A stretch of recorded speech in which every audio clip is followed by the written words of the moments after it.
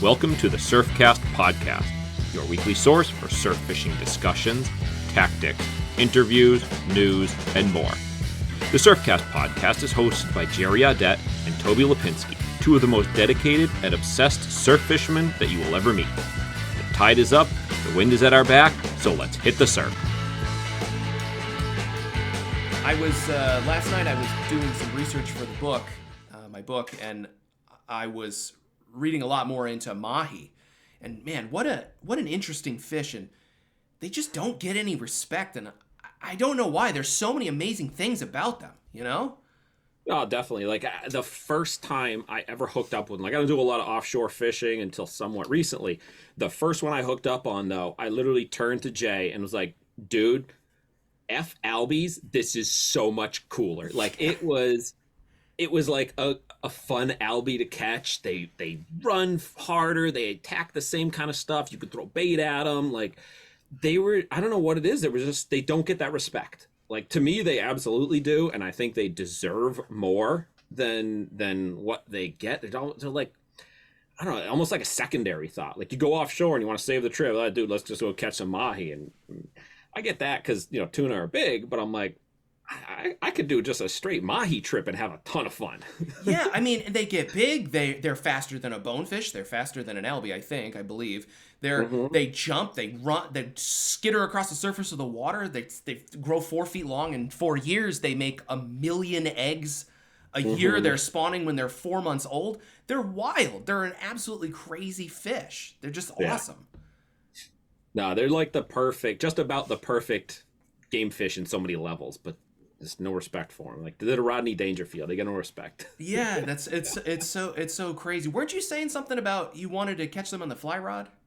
That was something last year we had talked about. Jay and I talked about doing. Like I tied up a bunch of flies for it. It was on the list to do last year, but just for a handful of reasons. I only actually got out for them once last year, but yeah, maybe for this year, that's something to add to the list, which would lead into our discussion for today. Perfect. We're talking hopes and goals for the surf season, not the offshore mahi season by any means. But once again, of course, before we jump into that, you know, got to remind everybody, follow along with us on social media. We got Facebook, Instagram, we're on YouTube, wherever your podcasts. So not sure how you're listening or watching us right now, but there are other options, so make sure you follow along.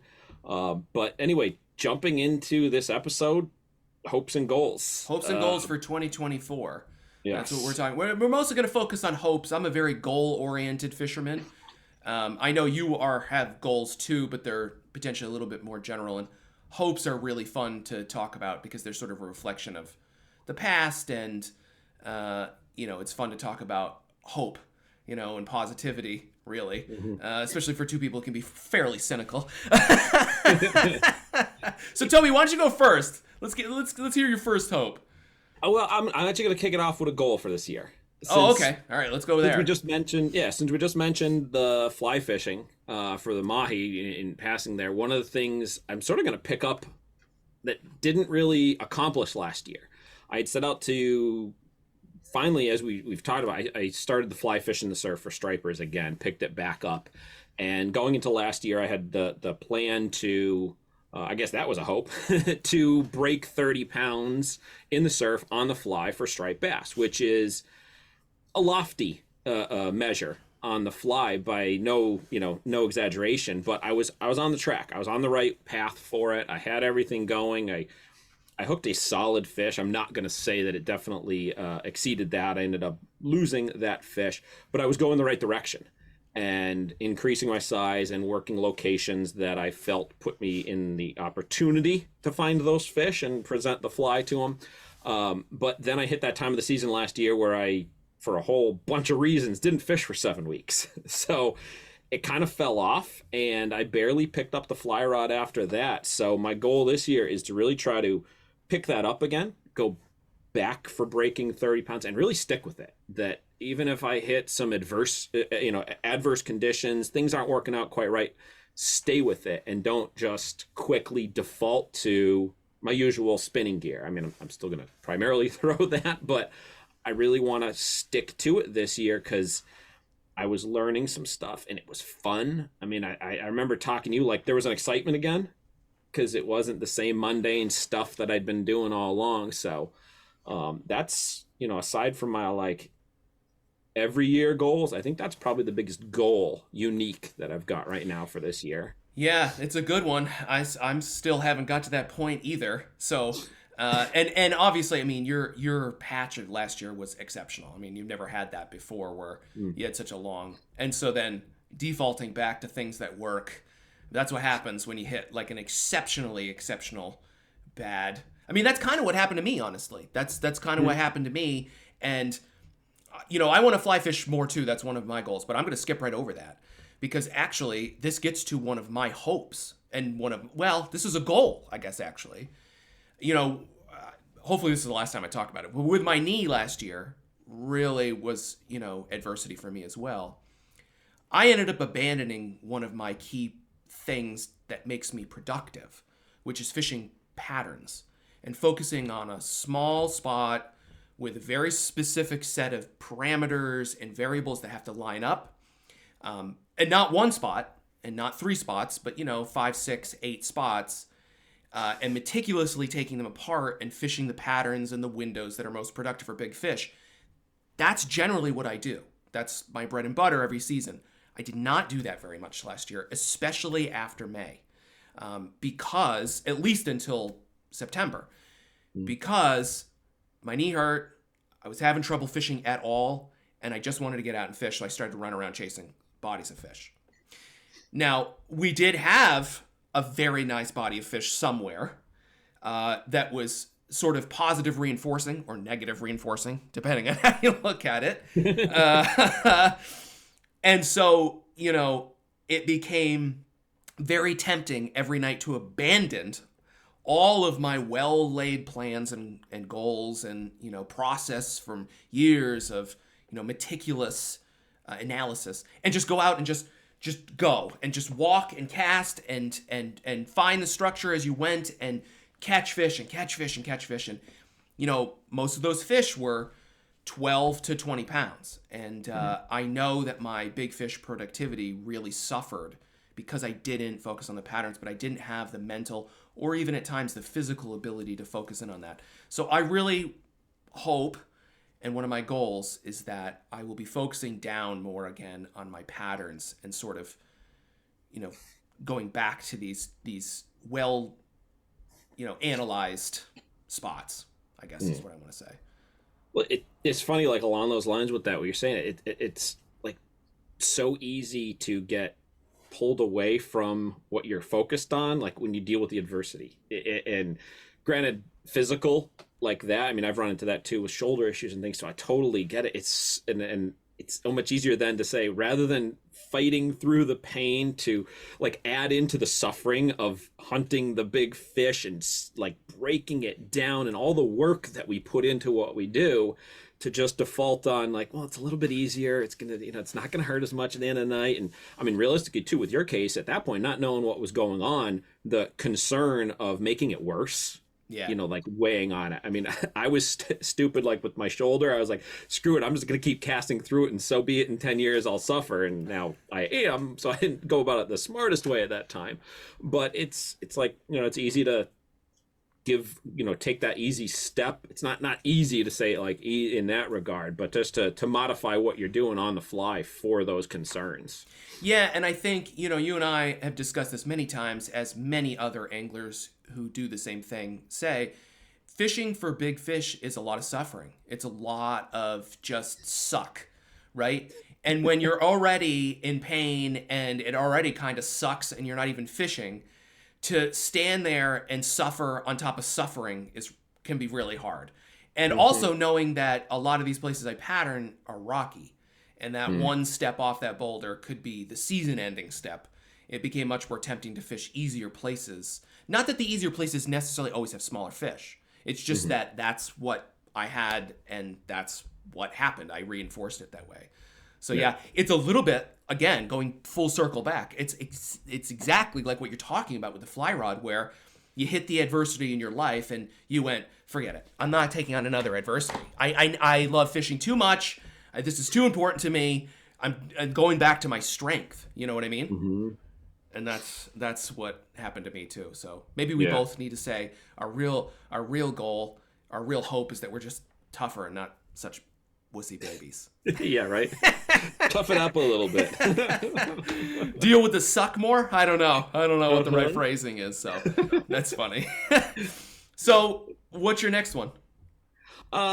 So I have a bit of, I'd say, a big hope for the year, and it's kind of, it goes sort of along with what we've been saying, that it's like, I hope this year is not very much like last year in a lot of ways, because a lot of the negative issues and things, like aside fishing wise, like not on the personal side, stuff that kind of messed up the fishing early on for me was like early season crazy rains, floods like we had never seen, rain that just, I feel, pushed a lot of the young of the year bait out of the normal places. So like the summer patterns didn't fully develop. Now, again, like I said, I took a 7-week chunk off in the middle or following that as well. So it like compounded things that I lost track of what was going on.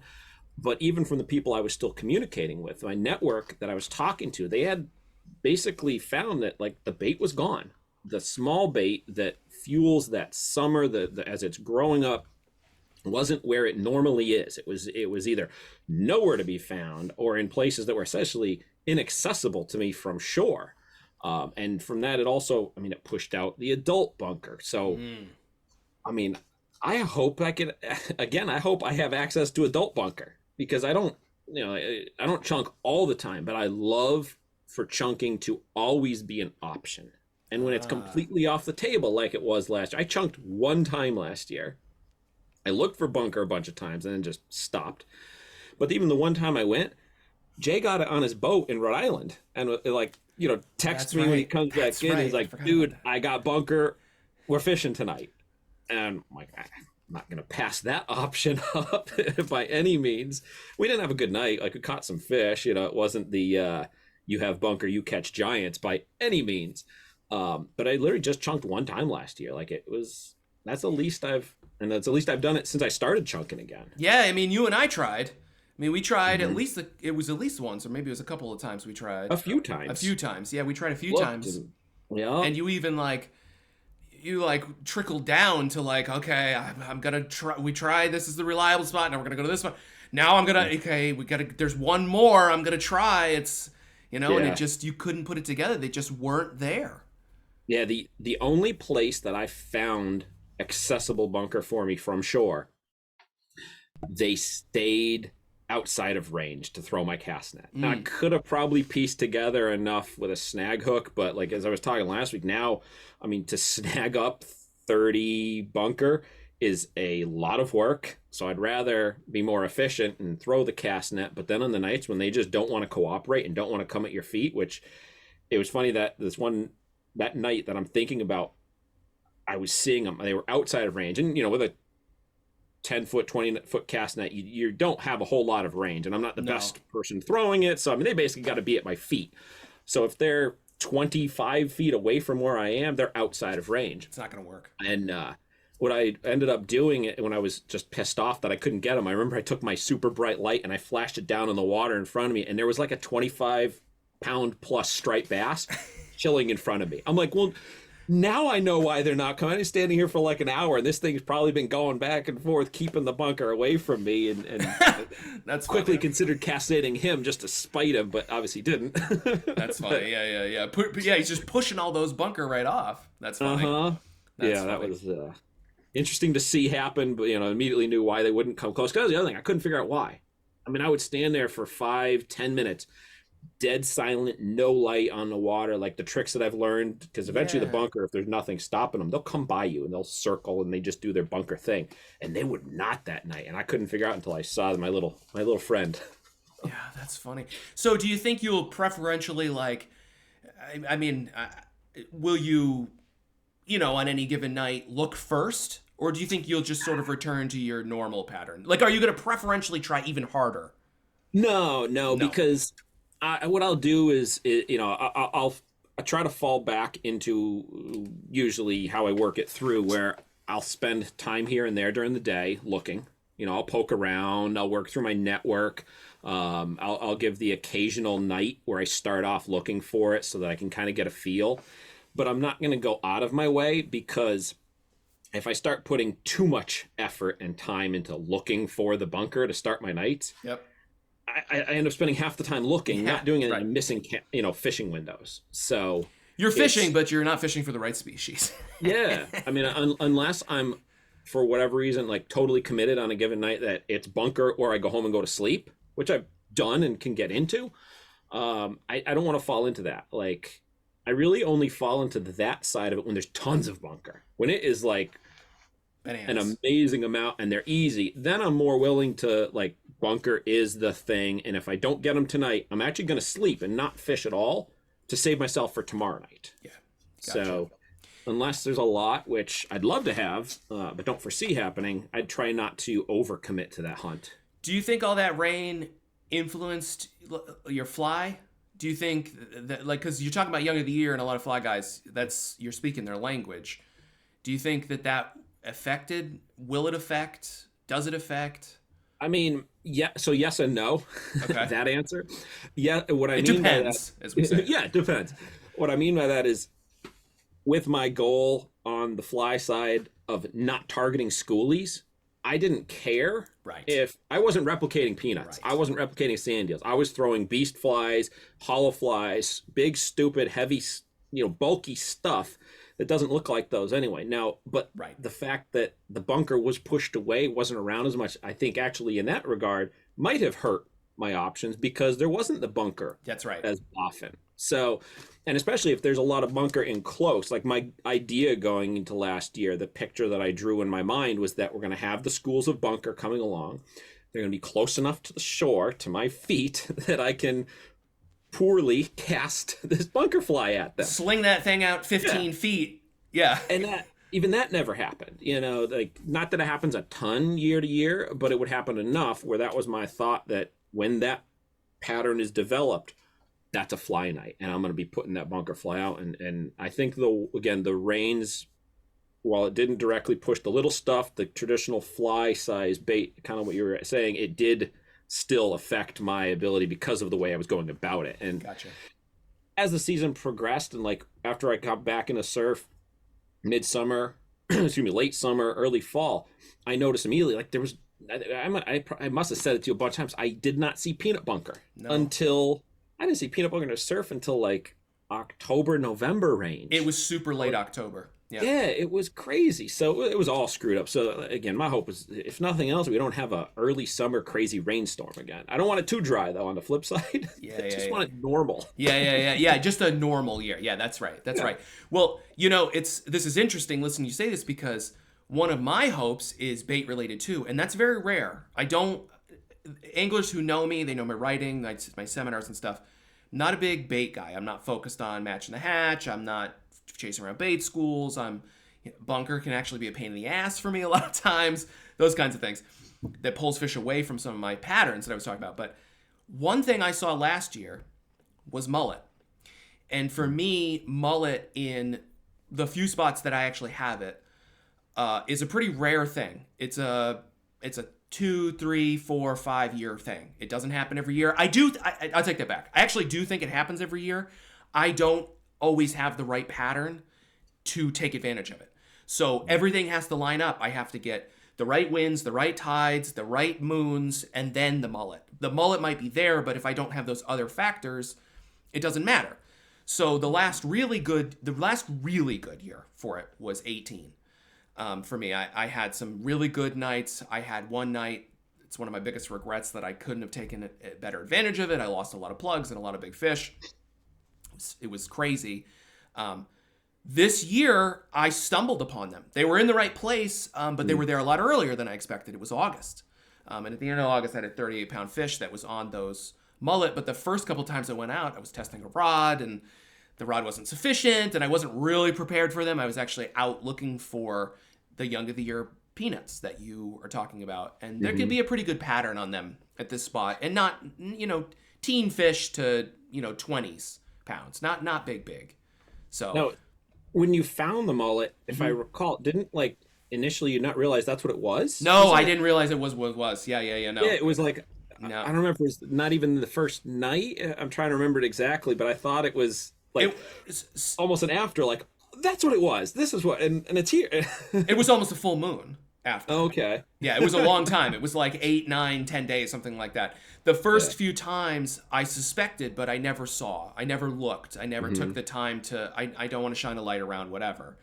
So I didn't know, but I should have known because the fish were really aggressively taking very aggressive plugs, worked fast, gliders, that kind of thing.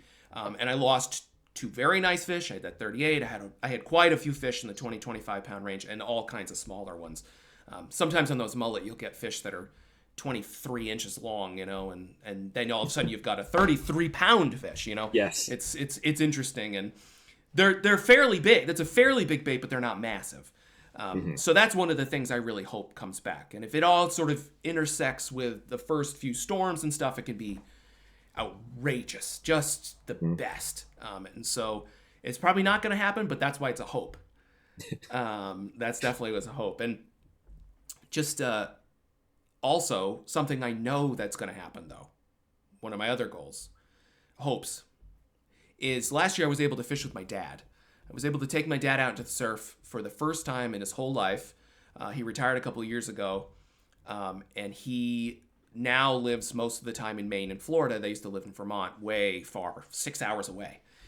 Now he's not too far away, so he was able to come down in June and fish. And we had, for someone's first times out, we had outrageous fishing. I mean, I was dragging him off. We would start at 9 o'clock, still a little bit light in the sky.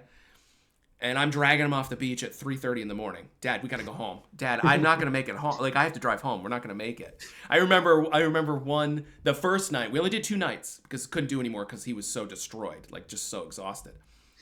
But the first night, I remember I went over to him at it was about 2:45. And I was like, all right, well, we're going to catch a few more fish while going. And he just turned to me and goes, do we have to? And I was like, no, we do not. And we were gearing down and the sun was coming up. And when we had started fishing, the sun wasn't dark. So that is one of my other big goals, get him down here maybe twice, try to get him down here again, and maybe show him a little bit more of the Striper Coast besides just those few spots that we hit so hard. So that was a really meaningful time for me. So that's another one of my big hopes for sure. So I'm hoping. You think you're going to get out more with Aiden? I was thinking actually when you were saying that, maybe what we can shoot for, we can add this hope/goal is when you get your dad out, I'll drag Aiden along and we'll have all of us, because Aiden on that bite as well it'd be crazy to see the two, like for the two of us to step back and watch the two of them in there. The differences in them, but I can just picture the excitement and the joy will be so similar despite the age difference in the two. Yeah, you just gave me butterflies. What an amazing goal for 2024. We got to see if we can make that happen for sure. Yep. This has been a weekly edition of the Surfcast Podcast. You can find out more about the podcast and find more episodes at surfcastpodcast.com. And be sure to check us out on social media at the Surfcast Podcast.